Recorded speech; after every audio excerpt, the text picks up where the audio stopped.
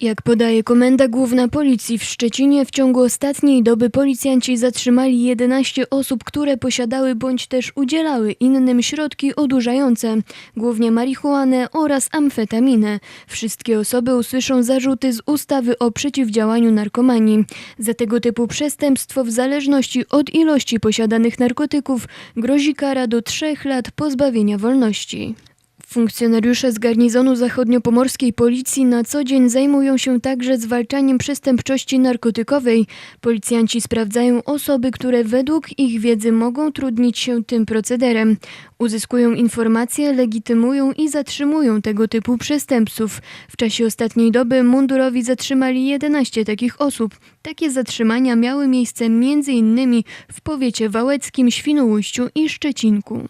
W Wałczu funkcjonariusze z Wydziału Kryminalnego zatrzymali 26-latkę, który posiadał przy sobie ponad 1 gram marihuany.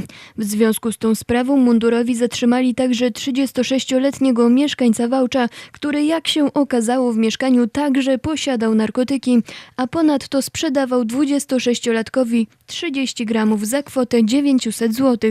Obaj mężczyźni usłyszeli zarzuty z ustawy o przeciwdziałaniu narkomanii. Funkcjonariusze ze Szczecinka prowadzą natomiast postępowanie dotyczące posiadania środków odurzających przez 28-letniego mężczyznę, którego zatrzymali tamtejsi dzielnicowi.